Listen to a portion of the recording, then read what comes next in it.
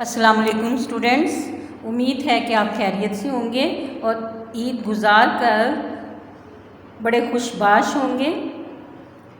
کیونکہ اب corona time بھی ختم ہونے والا ہے اور آپ لوگ اسکول میں اب ایک دوسرے سے ملیں گے اور جو کچھ آپ نے یاد کیا ہوگا وہ سب بھید کھل جائے گا کہ آپ نے کتنا یاد کیا اور کتنی اچھی پڑھائی کر کے آئے ہو۔ تو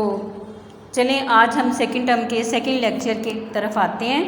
سیکنڈ ٹرم کا سیکنڈ لیکچر جو ہے وہ ہے سورہ انفال کی عدس الثانی بے پارٹ، اور اس میں آیت نمبر 28 تا 44 کرنی ہے ہم نے۔ جی بچوں، تو چلیں اس کا آغاز کرتے ہیں۔ اعوذ باللہ من الشیطان الرجیم، بسم اللہ الرحمن الرحیم۔ کل کہہ دو یا کہہ دیجئے، للذین ان سے جو کفر و کافر ہیں، تو اس کا ترجمہ کیا گیا اے پیغمبر کفار سے کہہ دو، ان ینتہو کہ اگر تم باز آ جاؤ، یغفر لہم تو تمہیں بخش دیا جائے گا یا تمہیں معاف کر دیا جائے گا۔ تو اس کا ترجمہ کیا گیا ہے کہ اگر وہ اپنے افعال سے، ان ینتہو کہ اگر وہ ینتہو باز آ جائیں، ان اگر یعنی اگر وہ اپنے افعال سے، یعنی جو بھی کام وہ کر رہے ہیں غلط سلط اور جو بھی انکار کر رہے ہیں توحید سے اور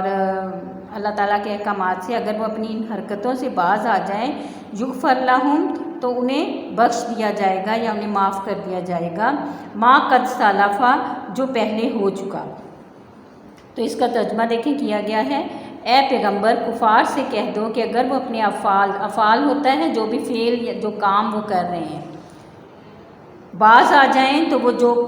ہو چکا انہیں معاف کر دیا جائے گا۔ وَإِن يَعُودُوا اور اگر پھر کرنے لگیں گے، فَقَدْ تو پھر ہے مادت جو گزر چکا، سنت الاولین پہلوں کے لیے طریقہ، یعنی پھر ان کے حق میں وہی برتا جائے گا۔ دیکھیں اس کے ترجمہ اس طرح کیا گیا ہے کہ اگر پھر دیکھیں یہ بریکٹ میں بتانے کا مطلب یہ ہوتا ہے کہ اس کا عربی اوپر نہیں دی ہوئی، اگر پھر وہی حرکات کرنے لگیں گے تو اگلے لوگوں کا جو طریق جاری ہو چکا ہے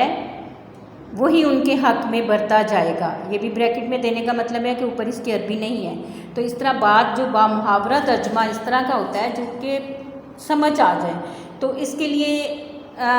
جو بریکٹ والا ہے وہ بھی جب تک آپ یاد نہیں کرو گے تو بات بامحاورہ ترجمہ کمپلیٹ نہیں ہوگا، تو آپ نے یہ بریکٹ والا بھی یاد کرنا ہے۔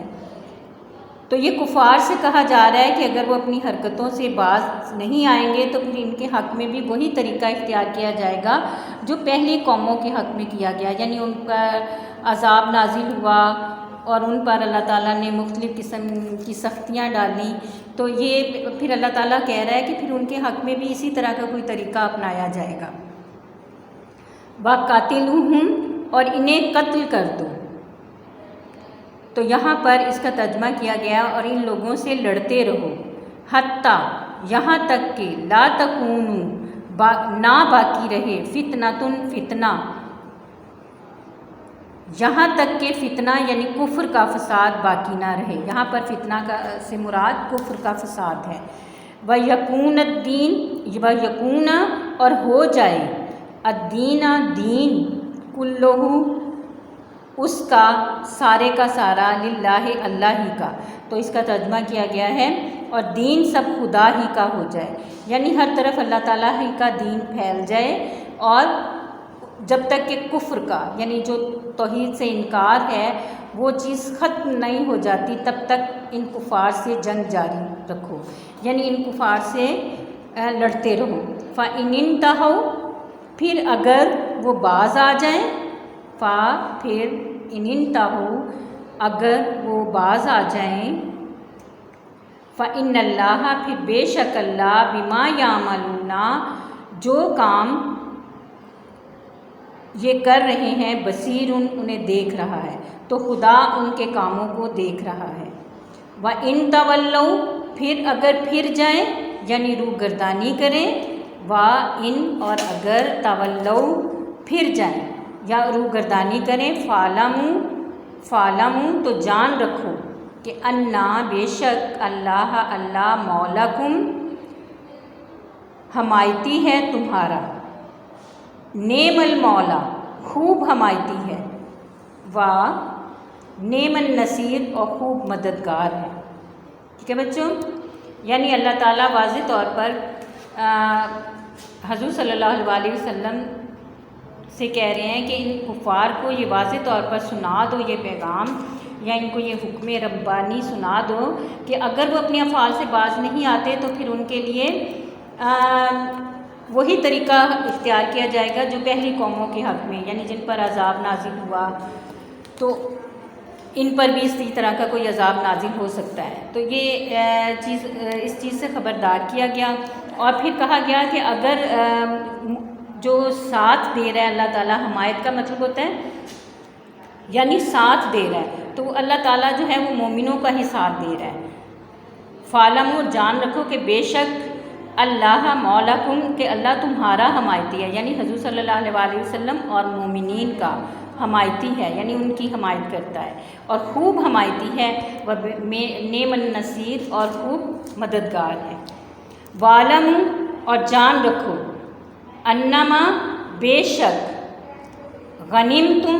جو مال غنیمت تم لاؤ، یعنی جو مال غنیمت کے طور پر لاؤ، من شیئن اس میں سے کوئی چیز، فَأَنَّا پھر بے شک للہ اللہ کے لیے ہے، خُمُسَہُ اس میں سے 5واں حصہ، وَلِلرَّسُولِ اور رسول کے لیے ہے، وَلِذِی القربیٰ اور قریبی یعنی رشتہ داروں کے لیے ہے، والیتامى یتیموں کا ہے، والمساکین اور مساکین کا ہے، وابن السبیل اور مسافروں کا ہے، ان کنتم اگر تم امن تم ایمان رکھتے ہو باللہ اللہ پر، یعنی اگر تم اللہ پر ایمان رکھتے ہو تو اس چیز کو جان لو۔ یہ بچے اس وقت یہ آیت نازل ہوئی ہے کہ جب غزوہ بدر کے موقع پر پہلی دفعہ جب کفر اور اسلام کا معرکہ ہوا تو زیادہ تعداد میں مال غنیمت مسلمانوں کے ہاتھ لگا، تو مال غنیمت کی تقسیم کے بارے میں یہ پہلا حکم جو نازل ہوا وہ یہ اس طرح تھا کہ جان لو کہ جو بھی مال غنیمت تمہارے پاس آئے اس میں سے جو کچھ بھی ہے وہ اس میں سے 5واں حصہ جو ہے وہ اللہ اور رسول کا ہے، اور رشتہ داروں کا، یتیموں کا، مساکین کا اور مسافروں کا ہے۔ اور اگر تم اللہ تعالیٰ پر ایمان رکھتے ہو تو یہ حکم جو ہے یہ اچھی طرح سمجھ لو، اس کا مطلب یہ ہے۔ تو ٹھیک ہے، اگر تم خدا پر ایمان رکھتے ہو، ٹھیک ہے، وما انزلنا اور جو ہم نے نازل کیا، وما انزلنا اور جو ہم نے نازل کیا، اعلیٰ عبدنا اپنے بندے پر، یوم الفرقان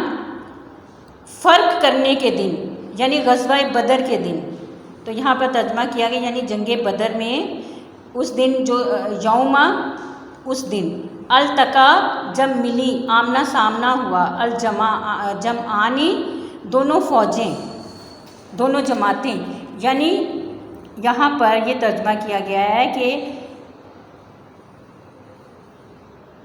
اگر تم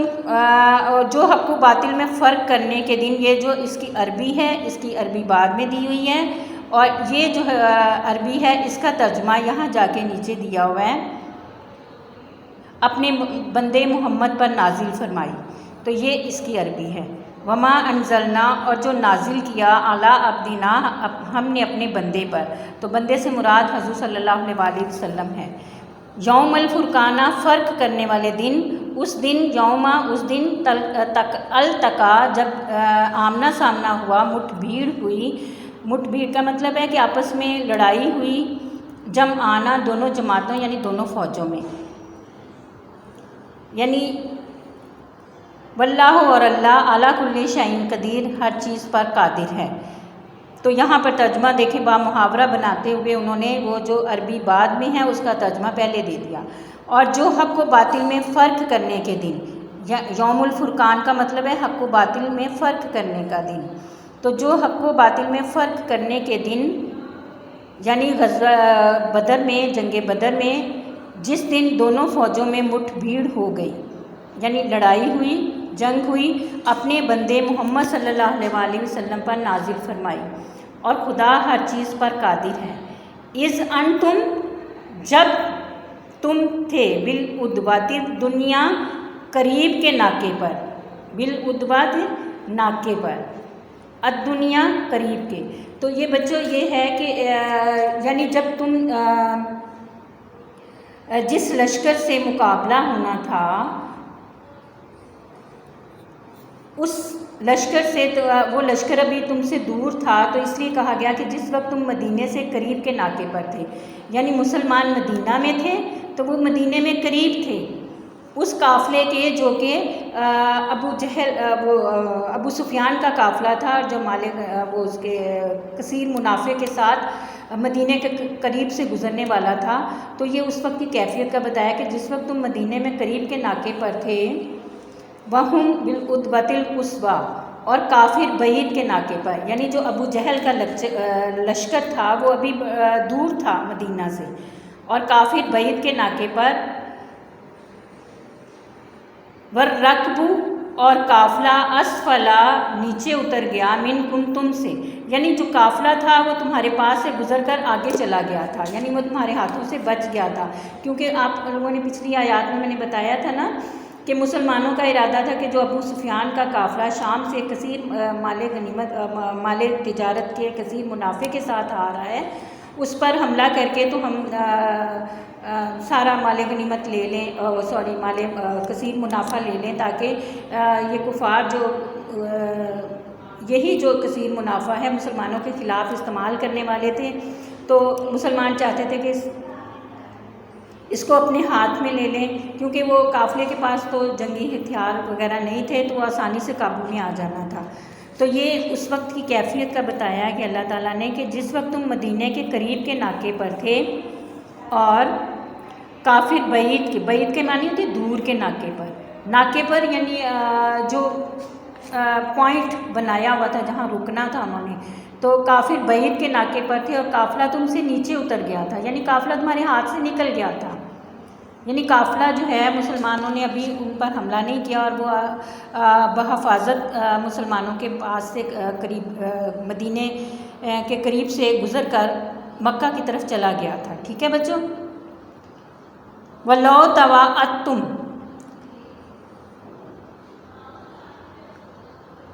تو اگر تم قرارداد کر لیتے، لَاخْتَلَفْتُمْ، اور اس میں دیر ہو جاتی، فی المیعاد، وقت معین میں، وَلَکِن لِیَقْضِیَ اللَّهُ، اور لیکن اللہ کو منظور تھا، لیَقْضِیَ یعنی جو منظور تھا اللہ کو، امراً کام، کانا مفعولا، تو وہ کر ہی ڈالے۔ اب یہاں پر دیکھیں کہ اس کو دوبارہ غور سے دیکھیں، اور اگر تم جنگ کے لیے آپس میں قرارداد کر لیتے، یعنی اگر تم اس وقت جو قافلہ وہاں سے گزر رہا تھا ابو سفیان کا کثیر منافع کے ساتھ شام سے جو آیا تھا، اس نے گزر کر مکہ جانا تھا، مدینے کے قریب کے ناکے پہ تھا، تو اگر تم جنگ کے لیے آپس میں قرارداد کر لیتے، یعنی اگر تم لوگوں کا ارادہ جو ہے وہ بن جاتا اور تم آپس میں متحد ہو کر اور اس قافلے پر حملہ کر دیتے، تو وقت معین پر جمع ہونے میں تقدیم و تاخیر ہو جاتی، یعنی اللہ تعالیٰ چاہتا تھا کہ غزوہ بدر کا معرکہ ہو اور مسلمانوں اور کافروں کے درمیان یہ جنگ ضرور ہو، تو اس لیے اللہ تعالیٰ کہہ رہا ہے کہ وقت معین پر، یعنی جو اللہ تعالیٰ نے وقت معین کر دیا تھا، مقرر کر دیا تھا، اس میں مسلمان وہاں پر میدان میں جمع ہوتے، اس میں تقدیم و تاخیر ہو جاتی، اس میں دیر ہو جاتی، اور لیکن خدا کو منظور تھا کہ جو کام ہو کر رہنے والا تھا اسے کر ہی ڈالے، یعنی اللہ تعالیٰ کو تو یہ منظور تھا کہ یہ غزوہ ضرور ہو اور حق و باطل کا یہ معرکہ ہو، تو اس لیے اللہ تعالیٰ نے فرما رہے ہیں کہ جو کام ہو کر رہنے والا تھا اسے کر ہی ڈالے، یعنی اللہ تعالیٰ جب کوئی کام کرنا چاہتا ہے اور تو وہ پھر کر ڈالتا ہے، اور کس لیے پھر اس میں ساتھ میں وجہ بھی بتا دیے، لیہلک تاکہ جو ہلاک ہو، تاکہ مرے تم میں سے من ہلاکا جو ہلاک ہو، تو یعنی جو مرے تم میں سے، یعنی جو ہلاک ہو تم میں سے، تو وہ بیناتن بصیرت پر، یعنی واضح طور پر جو حق ہے وہ واضح ہے، تو جو بصیرت بھی حق کے معنی میں ہی آئے گا، تو بینہ کا مطلب ایسے ہوتا ہے جو ظاہر ہو اور نمایاں ہو، واضح ہو چیز۔ تو اللہ تعالیٰ کہہ رہا ہے کہ یہ اس لیے حق و باطل کا یہ مارکہ اللہ تعالیٰ کو منظور تھا کہ ہو کر رہے، تاکہ جو مرے بصیرت پر، یعنی یقین جان کر مرے، یعنی اسے یقین حاصل ہو اور وہ ایمان پر مرے، یعنی اس کو سچائی کا علم ہو جائے اور اس کو معلوم ہو جائے کہ حق کیا ہے، سچ کیا ہے۔ تو یہاں پر مرے سے مراد جو شہید ہو، ٹھیک ہے بچوں، تو جو مرے وہ بصیرت پر یعنی یقین جان کر مرے، اور ویحیا اور جو جیتا رہے، من حیا ام بیناتن یعنی حق پہچان کر جیتا رہے، اور جو جیتا رہے وہ بھی حق پہچان کر، یعنی اس کو بھی حق کی پہچان ہو جائے کہ باطل کیا ہے اور حق کیا ہے، اس کو یہ فرق پتہ چل جائے۔ وَإِنَّ اللَّهَ اور بے شک اللہ لا سمیع علیم سنتا ہے اور جانتا ہے، اور بے شک اللہ سنتا ہے اور جانتا ہے۔ اِذْ یُریکَہُم اور جب انہیں دکھایا اللہ نے فی منامکا خواب میں، فی منامکا تمہاری خواب میں، قلیلاً کم یعنی تھوڑا کر کے۔ تو اللہ تعالیٰ کہہ رہا ہے کہ اللہ تعالیٰ نے اس وقت کی کیفیت کس طرح کی بنا دی کہ مسلمانوں کو خواب میں کافروں کی تعداد تھوڑی کر کے دکھائی۔ وَلَوْ أَرَاكَهُمْ كَثِيرًا اور اگر انہیں دکھاتا کثیراً زیادہ، لا فشلتم تو جی ہار دیتے تم، یعنی تم ہمت ہار دیتے، تم بزدل ہو جاتے، ولا تنازعتم اور جھگڑنے لگتے، اور تم جھگڑنے لگتے فی الامر اس کام میں، یعنی اگر اللہ تعالیٰ کافروں کی تعداد زیادہ کر کے وہ واضح کر دیتا کہ وہ کافروں کی تعداد بہت زیادہ ہے، تو مسلمان تو پھر ہمت ہار دیتے اور وہ آپس میں جھگڑنے لگتے کہ یہ تو بہت مشکل ہے اتنی بڑی فوج کے ساتھ مقابلہ کرنا۔ وَلَكِنَّ اللَّهَ سَلَّمَ لیکن اللہ نے سلامہ تمہیں بچا لیا، یعنی لیکن اللہ نے اس سے تمہیں بچا لیا، انہ بے شک وہ علیم جانتا ہے، بذات الصدور جو کچھ سینوں میں ہے، یعنی سینوں کی باتوں تک سے وہ واقف ہے۔ وَإِذْ يُرِيكُمُوهُمْ اور جب دکھایا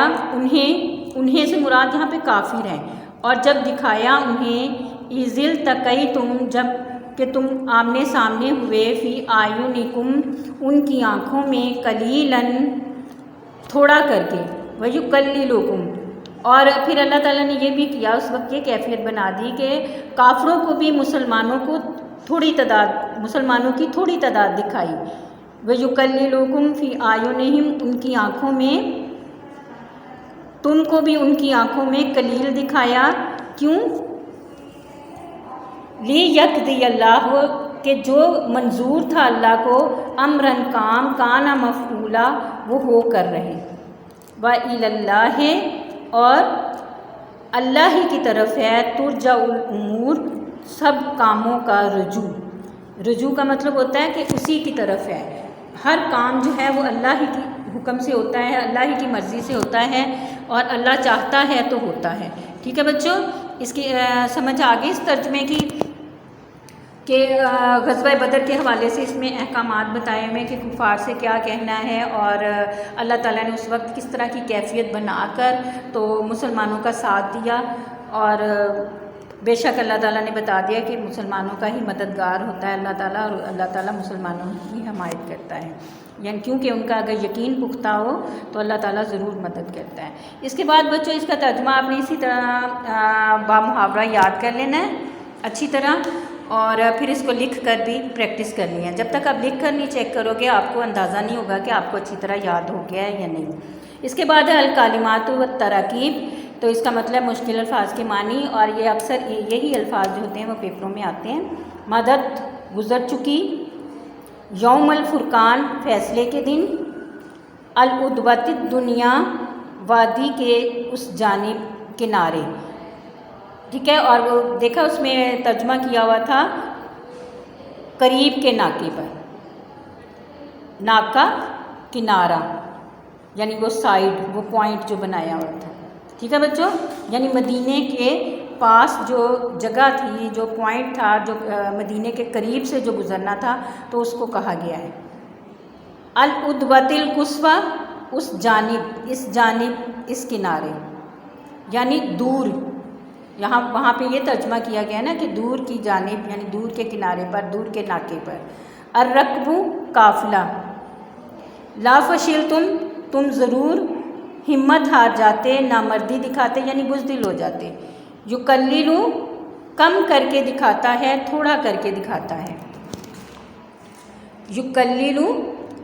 تھوڑا کر کے دکھاتا ہے۔ التمارین یعنی مشقی سوالات ہیں، یہ مشقی سوالات آپ نے اسی طرح ایز اٹ از یاد کرنے ہیں۔ یہ نوٹس کھول لیں آپ، جی بچوں آپ نے نوٹس کھولے ہیں۔ اب یہ دیکھیں الدرس الثانی بے پارٹ کے سورہ انفال آیت نمبر 38 تا 44 معروضی دی ہوئی ہے۔ یہ ساری معروضی دیکھ لیے، چیک کر لیے، اس میں جو درست والے ہیں انہی کو ٹک کیا گیا ہے، ٹھیک ہے بچوں۔ یہ آپ نے ساری معروضی آپ نے کر لینی ہے اور انہی میں سے بنائی گئی اسی چیپٹر میں سے۔ اس کے بعد یہ دیکھیں 15 تقریباً دیے ہوئے ہیں، اور اس کے علاوہ بھی ترجمے میں سے مزید کوئی ایم سی کیوز بن کے آ سکتا ہے۔ تو جب آپ نے ترجمہ ہی یاد کر لیا تو پھر اس میں آپ کے لیے کوئی مشکل نہیں رہتی۔ مختصر سوالات کے جوابات کرنے ہیں آپ نے۔ سورہ انفال میں مال غنیمت کی تقسیم کے بارے میں کیا حکم دیا گیا ہے؟ یہ ایکسرسائز میں جو کوشچن ہے وہ مال غنیمت کی تقسیم کے بارے میں پہلا اور دوسرا حکم لکھیں، یعنی پہلا حکم جو تھا وہ آپ نے شروع کی آیات میں پڑھا، اور یہ دوسرا حکم ہے، تو آپ نے یہ فرق جو ہے اچھی طرح یاد کرنا ہے، کیونکہ یہ فرق بڑا بعض اوقات صرف پہلا حکم پوچھا جاتا ہے کوشچن میں، اور بعض اوقات صرف دوسرا حکم، لیکن یہاں پہ کوشچن میں کہا گیا کہ مال غنیمت کی تقسیم کے بارے میں پہلا اور دوسرا حکم لکھیں۔ تو پہلا حکم مال غنیمت اللہ اور اس کے رسول کا مال ہے شروع کی آیات میں، اور دوسرا حکم ہے کہ مومنو جان رکھو جو چیز بھی مال غنیمت کے طور پر تم کفار سے حاصل کرو اس میں سے 5واں حصہ، ٹھیک ہے بچوں، اس میں سے 5واں حصہ اللہ کا اور اس کے رسول کا، اہل قرابت کا، یتیموں کا، محتاجوں کا اور مسافروں کا ہے، اور باقی 4 حصے مجاہدین کے ہیں، ٹھیک ہے بچوں۔ اس کے بعد یہ ایکسرسائز والے کوشچن ہیں۔ اللہ تعالیٰ نے غزوہ بدر میں مسلمانوں کی کامیابی کے لیے کس کس خصوصی انعام و احسان کا ذکر فرمایا ہے؟ تو بچوں یہ میں کوشچن اس لیے پڑھ کے بتا رہی ہوں کہ یہ جو خصوصی انعام و احسان ہے، ایکسرسائز میں صرف 2 کوشچن دیے ہوئے ہیں، لیکن یہاں پر یہ جو مال غنیمت کی تقسیم کے بارے میں پہلا اور دوسرا حکم ہے یہ بورڈ میں پوچھا گیا ہے، تو اس لیے میں بتا رہی ہوں کہ یہ والا آپ نے اچھی طرح یاد کر لینا ہے، اور یہ امپورٹنٹ ہے، اس لیے اس کو دوسرے نمبر پہ رکھ کے دیا گیا ہے۔ اس کے علاوہ بھی مزید سوالات ہیں، تو یہ جو دیے ہوئے ہیں آیات کا مفہوم، تو مفہوم بے شک نہ کریں لیکن ترجمہ کر لیں، تو یہ میں پہلے بھی آپ کو بتا چکی ہوں۔ اس کے بعد پھر سوالات ہیں، یہ جو جس سوال پر کراس لگا ہوا ہے یہ سوال آپ نے نہیں کرنا، سوال نمبر 5، ٹھیک ہے بچوں، یہ سوال آپ نے نہیں کرنا کیونکہ اس میں کنفیوژن بھی ہے اور اس کا آنسر جو ہے وہ پراپر نہیں ہے۔ اس کے بعد نیکسٹ دیکھیں یوم الفرقان سے کیا مراد ہے، تو یہ آیت میں ہی بتا دیا گیا کہ فرق کرنے والا دن، فرقان کے لفظی معنی حق و باطل میں تمیز کرنے والا، یوم الفرقان سے مراد حق و باطل میں فرق کرنے والا دن، جہاں اس سے مراد غزوہ بدر کا دن ہے کیونکہ اس دن حق و باطل میں فیصلہ ہو گیا تھا۔ السنۃ الاولین سے کیا مراد ہے؟ اس کے بعد بچوں نیکسٹ کوشچن ہے کافروں سے جنگ کب تک کرنی چاہیے، اور جنگ بدر میں ابو سفیان کے قافلے کا راستہ بدل کر اللہ تعالیٰ نے کس طرح مسلمانوں پر انعام فرمایا، تو آیات میں جو بات کہی گئی ہے اس کو یہ اس سوال کے جواب میں بڑی اچھی طرح سمجھا دیا گیا ہے۔ چلیے میں پڑھ دیتی ہوں ایک دفعہ۔ جنگ بدر ایسے وقت میں لڑی گئی جب موسم سخت گرم تھا، مسلمانوں کے مالی حالات بھی ٹھیک نہیں تھے کیونکہ آغاز اسلام کا دور تھا، ابھی اسلام پوری طرح نہیں پھیلا تھا، ابتدائی دور تھا اسلام کا۔ آلات حرب یعنی جنگ کے جو آلات تھے، جو جنگی ساز و سامان تھا، اس کی بھی سخت کمی تھی، سواری کے لیے جانور بھی نہ ہونے کے برابر تھے، جبکہ کفار کے پاس مال و دولت کی فراوانی ہونے کے ساتھ ساتھ وہ لوگ اسلحہ سے بھی لیس تھے، یعنی ان کے وہ پوری طرح جنگی جو ساز و سامان ہے، جنگی اسلحہ ہے، وہ ان کے پاس مکمل تھا اور وہ بھرے ہوئے تھے، اسلحے سے لیس تھے، یعنی ان کے پاس اسلحہ بہت زیادہ تھا۔ ایسے میں اللہ تعالیٰ نے یہ تدبیر کی کہ ابو سفیان کا لشکر جو شام سے مکہ جا رہا تھا اور اس نے مدینے کے قریب سے گزرنا تھا، وہ شاہراہ مدینہ تک پہنچنے سے پہلے، یعنی مدینے کا وہ راستہ، شاہراہ کا وہ راستہ جو مدینے کے قریب سے گزرنا تھا، پہنچنے سے پہلے ہی ایک لمبا راستہ طے کر کے مکے کی طرف چلا گیا، یعنی وہ انہیں پہلے ہی شک ہوا کہ کہیں مسلمان ہم پر حملہ کر کے ہمارا یہ ساز و سامان چھین نہ لیں جو ہم شام سے کثیر منافع کے ساتھ آ رہے ہیں، تو انہوں نے پہلے ہی ایسا کیا کہ ایک لمبا راستہ طے کر کے مکہ کی طرف چلے گئے۔ اس طرح یہ خطرہ کہ ابو سفیان کفار مکہ کو سامان رسد نہ پہنچا دے، رسد کہتے ہیں جو جنگ میں پیچھے سے مدد بھیجی جاتی ہے سامان کی صورت میں، کھانے پینے کی اشیاء کی صورت میں، تو اس کو کہا جاتا ہے کہ ابو سفیان کفار مکہ کو سامان رسد نہ پہنچا دے، ختم ہو گیا۔ ٹھیک ہے بچوں، یہ بھی میں نے کروا دیا۔ اس کے بعد اب دیکھیں کہ یہ سارے جو کوشچن آنسر ہیں ان کو اچھی طرح یاد کر لیجئے گا۔ میں نے یہ دیکھا ہے آپ کا ٹیسٹ چیک کر کے کہ آپ کوشچن آنسر جو ہیں وہ اچھی طرح یاد کر لکھ کر پریکٹس نہیں کر رہے ہو، کیونکہ کافی املا کی مسٹیکس بھی ہیں اور لاپرواہی بھی نظر آئی ہے۔ لاپرواہی اس طرح کہ جو آپ یاد کرتے ہو اس کو سمجھ کر نہیں یاد کرتے ہو، تو اس کو اچھی طرح سمجھ کر یاد کیجیے گا۔ اوکے اسٹوڈینٹس، اللہ حافظ، گڈ لک۔